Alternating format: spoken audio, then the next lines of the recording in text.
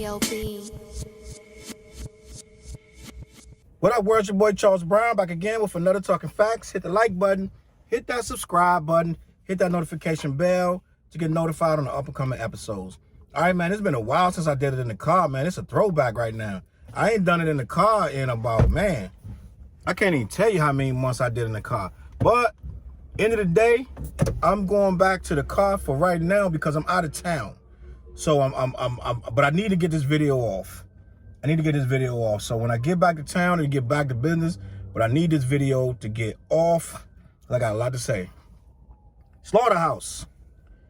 Slaughterhouse. Ain't that a mess? It's a mess right now. It's a cold mess. It's like mixing up oil and water, right? It's like trying to eat black beans and ice cream. Like, it's terrible. It's horrible. We're gonna talk about it. I have a personal, now I'm gonna be honest, I have a personal relationship with all Slaughterhouse because I met them all and did business with them all, but I don't have a personal relationship because I don't know them by name. I don't know them, I mean, as far as not by name. They don't know me by name, and we don't have like a what's up buddy hanging out, whatever. But the last relationship business-wise I had with them ended badly on all levels, and I feel like this is a culmination of what I saw. So I'm going to keep it real swift about my relationship with Slaughterhouse. So before I get into the mess that Slaughterhouse is, I did a show. Matter of fact, I did several shows. I think I did a total of 4 shows with Slaughterhouse. With Slaughterhouse as we know them to be Joe Budden, Joel Ortiz, Crooked I, and Royce the 5'9". And this was before Budden was this super podcaster. This was before many people really knew who Crooked I was outside of the West Coast.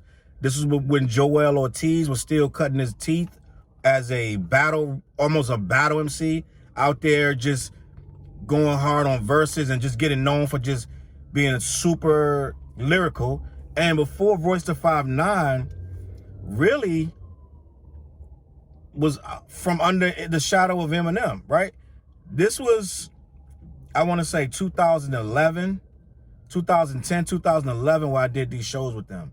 And I'm gonna just keep it real swift. I did a couple shows. The business was real messy, right? The business was so messy, I had to send a letter, an email, by the time I was on my 3rd or 4th show with them about how bad things were going and how I felt I was being made a scapegoat for just general bad decisions as a whole situation. All right, so that's my history with them.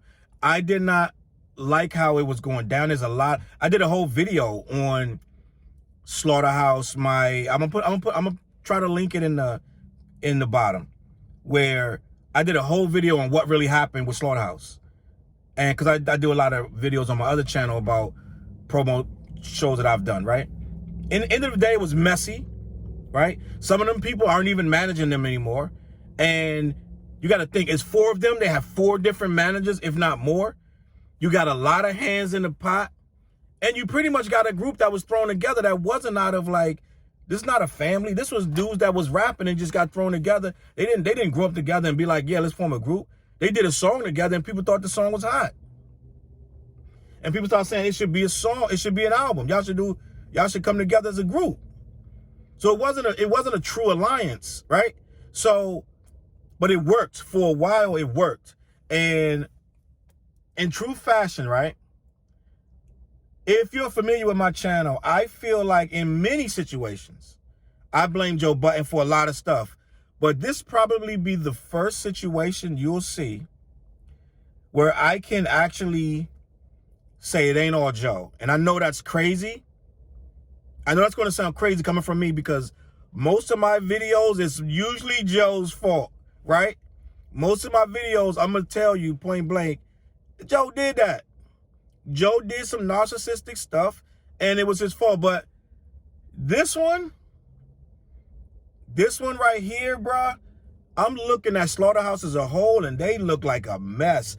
I'm looking at Joel's eyes when he's talking to Royce and Budden on that video. And I've never seen this guy look this uncertain and this unsure about what he's saying in my life, right? Like, he means it, but he don't have, you know how when You know how when you're in a relationship, right? And you don't have all of the actual circumstance that led up to you doing XYZ or whatever. You just know your feelings on something, but it could be 15 things that this other person did, but you didn't write them down. You didn't document them. You just know that the consensus is this person is a jerk, and you're sick of it, right? So you do something, and they're like, "What happened? What's wrong? You never told me we even had a problem," right? This is what this is. This is what this is. They all know, right? Budden retired. That has not been a secret. That's been for at least 4 years, right? Now this gonna be a lot to discuss because it ain't just simple as Joe retiring as the destruction of Slaughterhouse, but it is the main factor. When I did my shows with Slaughterhouse, they were about to sign with Shady. And when I say that it was bad business, I'm going to tell you why. I was told to keep it under my hat that they wanted to do a last run before they signed to Shady, and they didn't want none of that money that they were going to get on this last tour to go to Shady. It's just a fact, right? I did a New England show with them. I did 3 New England shows in 3 different cities with them, right? And I was told, keep it under your hat. It's kind of low key. The upper people don't know about these shows. So right there, you're starting off, you can kind of see that some of this ain't on the up and up. And some of this is mixed business with, you know what I'm saying? It's kind of like funky stuff. So if you're starting out, before you even sign a Shady with a funky little tour that you're trying to keep low so Eminem don't get mad and not sign them, something's funky about that, right?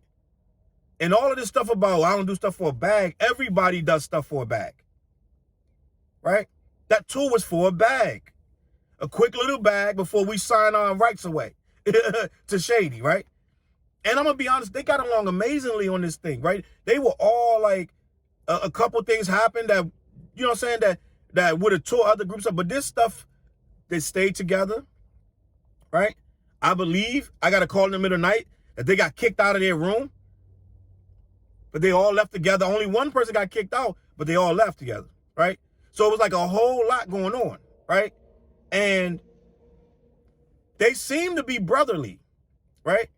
But at the end of the day, all of that stuff can crumble when you throw money in the mix of it in bad business. So apparently they're saying, oh, the Shady deal, they wanted off the Shady deal. Now, why do they want off the Shady deal? Let's talk about it. Why would you want off of Eminem, one of the greatest rappers in history of rap?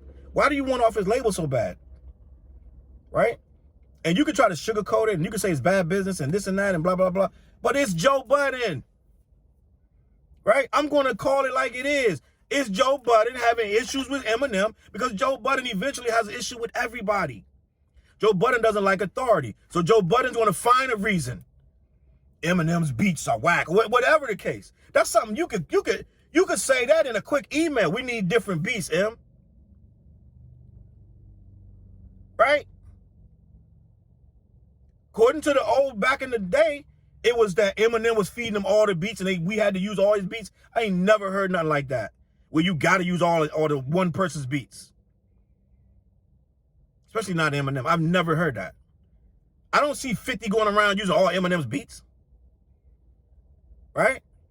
I don't see who Obi Trice. You know what I mean? I don't see all these people. I don't see Conway and them all Eminem beats. So I don't believe that it was you had to use all Eminem beats. I think Eminem gave you a bag of beats, right, to consider, and Budden took that as, oh, we got to use all his beats. And there it is. It don't take much to trigger this guy because he likes blowing up stuff anyway. I'll tell you that every time.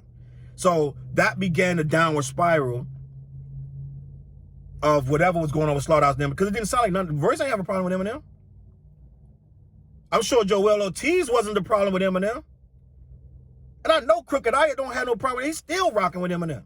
So I don't know who else it could have been but Budden that had the problem with Eminem that made them have to get off the bad business of Shady, right? What's so wrong about Shady's business? If anything, he gave Slaughterhouse a chance to reach millions of people that they would have never met. They would have never reached. Slaughterhouse is a novelty act. Let's call it exactly what it is. It's a novelty act, which is great if you're in the spitters and that's all you want to hear all day. But that market is very tiny. It's a sliver of the it's not that great of a market when you're trying to make millions of dollars. Now, if Slaughterhouse would have stuck true to their guns, they would have never signed to anyone. Let's just start there. You shouldn't have signed to anyone. You were building a fan base. You had steady income with that. Granted, it wasn't a lot, right? People have aspirations. Joe got giant pool parties to throw. So he need more money, which is whatever. That's why he ended up on Love and Hip Hop. You can see who do this stuff for the bag. Since we bringing up bags, right? Who else was on Love and Hip Hop but Joe Budden? Stop me when I'm wrong. Let me know who else was on there.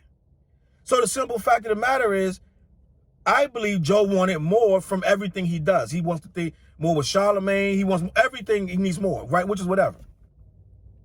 I think the other three, Royce don't have no needs for money, no desires. Like, he's not hurting. He could drop another Bad Meets Evil album or drop his own stuff. Royce gonna be fine. Royce can tour. Royce can do whatever he want, right? Now, the simple fact of the matter is, I think, look at what Budden did with this Roaring Mall thing, right? Everything is money. I need more money, right? So I think that's the beginning of where we get this problem with Slaughterhouse. Joe's incessant problem with wanting more all the time. Crooked I just said it in the video that Joe wanted more money to perform on stage because he was on Love and Hip Hop. It's always more, right? I didn't even get to the core where we at right now. I'm just talking about the past. So it's always more. So you got to think where we are. They're talking about leaving Shady, right? Leaving Shady because the bad business. The bad business is what? Budden's desire to have more. And during the process of them leaving Shady, Budden retires. Messes it up for everybody else over there, Shady. To the fact that they got to all leave with him, and then he goes and retires. And apparently, if you listen to the arguments, they've been talking about they wasn't going to do no recording until they got off Shady. They claim they just got off Shady in 2020, right? Which is remarkable that you're still stuck to that when Joe clearly wasn't rapping for years and y'all wasn't having no intentions of doing anything. So the whole thing was we got off. So apparently Crooked I came with a whole nother deal. Some other magical deal that if they get off 4, it's this huge number. If they get less than 4, the number dwindles, but it's still a good look, right? And if you're listening, Crooked I says he hits Joe Budden up all the time with deals. And if you're really listening, Budden said, Crooked I always called me about some deal. Now, if you know a person like Budden, he ain't trying to hear a lot of stuff about little deals. So he's going to start ignoring your calls. Let me know when I'm wrong. Budden dealing with $1 million deals right now. So he's not trying to hear a deal about $300,000, $250,000. He's not trying to hear that. And which I'm sure the Slaughterhouse deal probably got to be a good meal or two. But by the time you hit Budden up with more than 1 or 2 little deals for little money, because how much could Crooked I be bringing, right? With these little deals, they quote unquote deals. That he's trying to build this and that, build that. Crooked I sound like a hustler. Sound like a dude that's always going to entertain where the next dollar gonna come from. Joe Budden's trying to see, he ignoring, he blocking out all the noise. He want the big one, which is nothing wrong with that. But at the end of the day, you're holding these two guys up. This is where I'm going with this. You're holding up Joel Ortiz, because I'm sure Joel Ortiz, to be honest with you, he's living hand to mouth, right? And I'm sure Crooked I living hand to mouth. Royce ain't got a one for nothing. Them checks probably crazy. So he can sit back and say, I don't want to rap unless Joe rap. Now, this is the thing with this, I don't want to rap unless Joe rap. In my opinion, Royce, Royce been really acting funny lately. Beyond this, I don't want to rap till Joe rap. Royce been acting really funny with everything. This Lupe thing, this other thing with Vlad, and just all this other stuff. And I'm not saying Vlad right or Lupe was right or whoever was right, but Royce has been really sensitive lately. Royce is almost like a Talib Kweli right now, right? It's almost like everything got these long, drawn-out explanations.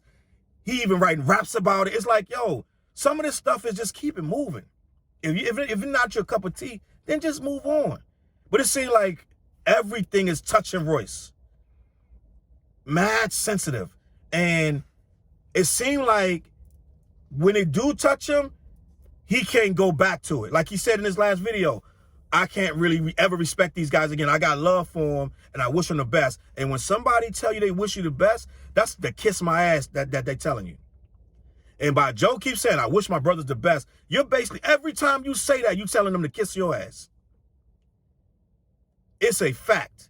If somebody keeps saying, well, I don't mean no ill will and I wish them the best, they telling you that for you. They not wishing you the best.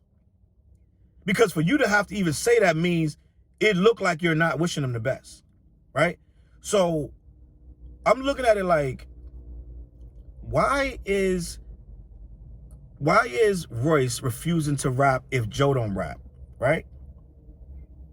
Right? Why is it? What's the reason for that? I'm gonna tell you the reason. For one, he don't want the internal blowing up of nuclear bomb that's gonna come his way when Joe find out that he'd rap without him. You see, they're trying to eviscerate the other two. They're trying to eviscerate Joel, which I never saw. Because when they came to my city, Joel and Budden were tight. These two were traveling everywhere together. You had to pick them up in Jersey together, right? Crooked Eye and Royce was the other two traveling together. So to me, it's weird to see that Ortiz and Crooked Eye are on the outs, and these two guys are some kind of way are the in, right? Which, how does that happen? Who decides who's in and who's out, right? But somehow, this whole thing about rapping without Joe Budden is the bottomless issue. And I believe Royce don't want to rap without Budden, not out of some weird loyalty, right? Because he likes the other two just as much. I told you, he was riding around traveling on tour with Crooked Eye. So it has nothing to do with more loyalty for Joe than these two. But what he does know, right? What he does know is that if he fumbles and picks the side against Joe, that's forever. Right? That's forever. Turning your back on Crooked Eye and turning your back on Joel Ortiz don't have the same political cachet that turning your back on Budden has. It just does. It's just a fact. I don't know what to tell you. It just doesn't add up. Having Budden as an enemy is different than having Crooked Eye and Ortiz as enemies, because they're not going to open the doors that this guy can, and they're definitely not going to voice it in a meaningful way. Like Crooked Eye can make a video about you, and it's probably only going to reach the people that he rock with. That's his fan base, which is not nowhere near a Budden podcast style of fan base. It's not going to make the daily, you know what I'm saying? If Crooked Eye has an issue with Royce, it would have to be something real major for that to make news on Twitter and be tweeted and be trending #1. If Budden says something about Royce, the world gonna stop. The world is going to stop. It's going to be on every blog, every single where. It's going to be a problem. Now, I'm not saying that Royce is scared of the smoke, but who wants to smoke when they don't have to? Right? It's like people who are loyal to Budden are like almost Trump supporters, right? They loyal. They're not going nowhere. We rocking with you. So I think that they knew that. And I think that when Crooked Eye came with this offer about this deal, he already knew Budden wasn't going to rap, but he offered it anyway. Budden didn't call him back, apparently. And so he was like, Royce, are you in it? And when Royce said, I'm not rapping without Joe, that was Royce saying, I'm not rapping. So I just told you, Joel Ortiz is eating hand and mouth, although he wants to say different. I'm sure he's feeling great and he got money, but at the end of the day, you wouldn't do this. Let's keep it a buck. That's why I said at the beginning of the video, I'm not going to blame Budden. The entire thing. Budden is a big chunk of this, but as Joel Ortiz, you're not going to rap and do this Slaughterhouse thing. Not on this level. Maybe do a song, explain it. They talking about they want to tell their truth, but y'all talking about a whole album, bro. That's not the same. You can tell your truth in 1 or 2 records. You do not need a whole album called Slaughterhouse with the upside down pig logo, right? To tell your truth. And I'm just being honest. I like all these guys lyrically, as far as musically, right? So to tell your truth, Joel Ortiz, you don't need a whole album. You just don't. I don't know what to tell you. And Crooked Eye's a hustler. He's out here spinning his wheels. He's with whatever, right? I don't even think he with Horseshoe Gang in them no more. He out here whatever, right? So my whole thing is, I'm looking at the big picture, and I feel like Crooked Eye and Joel kind of knew this was going this way. They kind of knew this was going to get ugly. But it was worth the risk, because now the brand has become popular again. And now they didn't drop the album. So when they drop the album, guess what's going to happen now? Everybody and their mother going to be dissecting that album, right?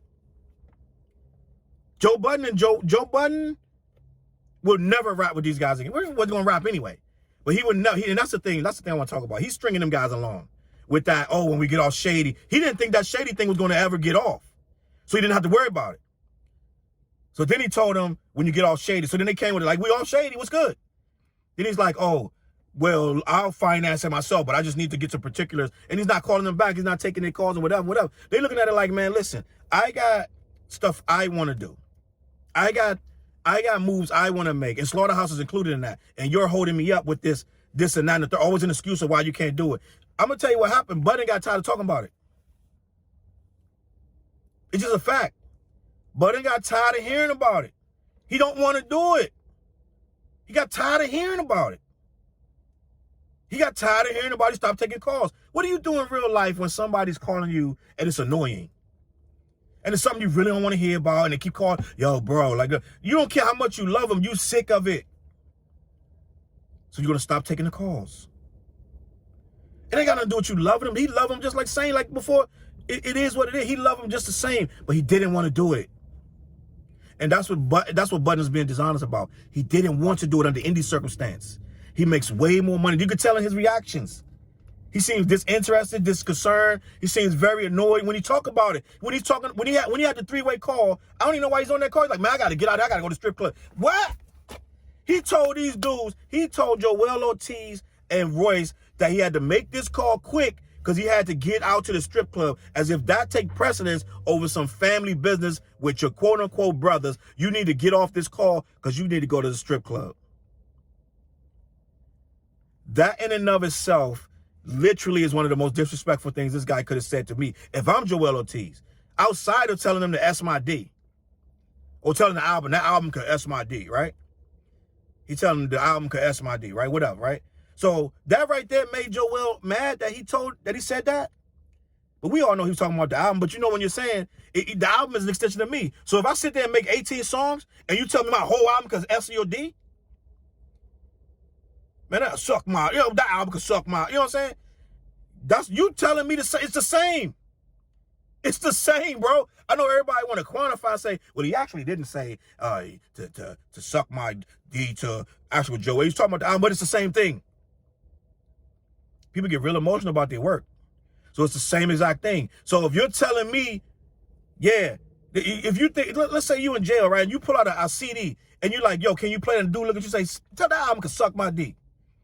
You think it's not popping?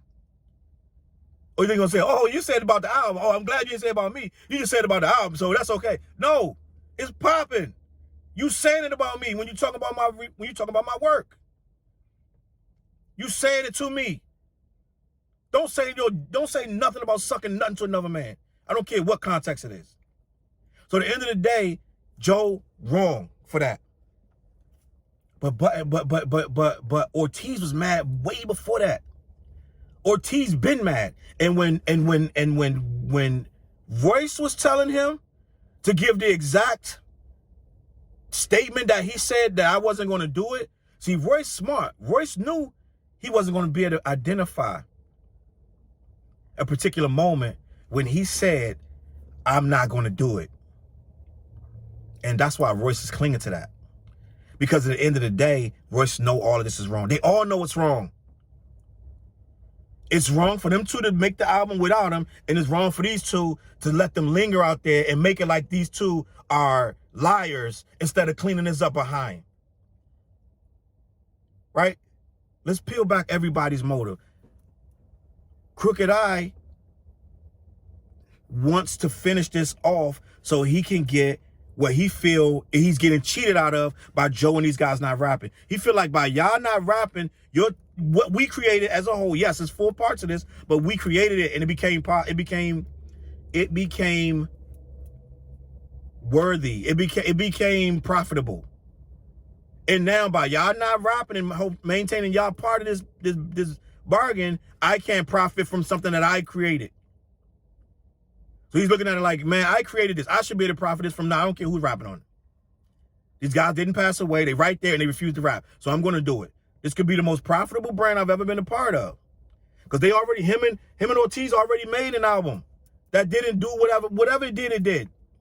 They were like, you know what, since we still rapping, we could just do the Slaughterhouse stuff. I'm telling you, that's why I can't say Budden is 100% wrong, because Joel Ortiz and Crooked literally are banding together to make money. Because they can do 500 hours by themselves. But like I was saying, Ortiz is mad because they made this and Joe's already dumping on it. But they made the stuff before that and they didn't get no support from them. They're looking at it like, these guys don't care whether we eat or live or die. They're not feeling the respect anyway. So Ortiz is not feeling the love and respect before this. So now when he tries to put this out and now these two dudes confronting him online together, he's getting even more alienated from these guys. They're calling him a liar and this and that. First of all, they dumping on him when he wasn't even on phone. They was on lie together like two schoolgirls. Budden and Royce. This era, man, I'm going to tell you something. This era has made a lot of real guys in the chumps and chump meat, right?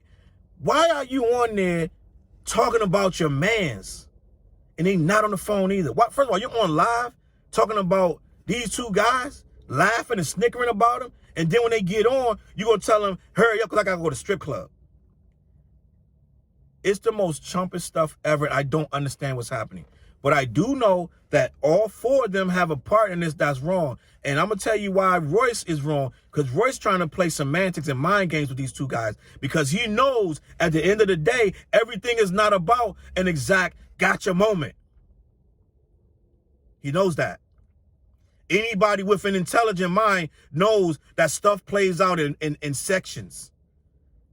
You don't just get a guy. When did I say I wasn't going to rap? Well, you said you wasn't going to rap if Joe wasn't going to rap, and Joe said he wasn't going to rap until the Slaughterhouse deal got taken away from Shady, and we made our own thing. So we did that, and he's not recalling me back. So at that point, that's a no on both of you.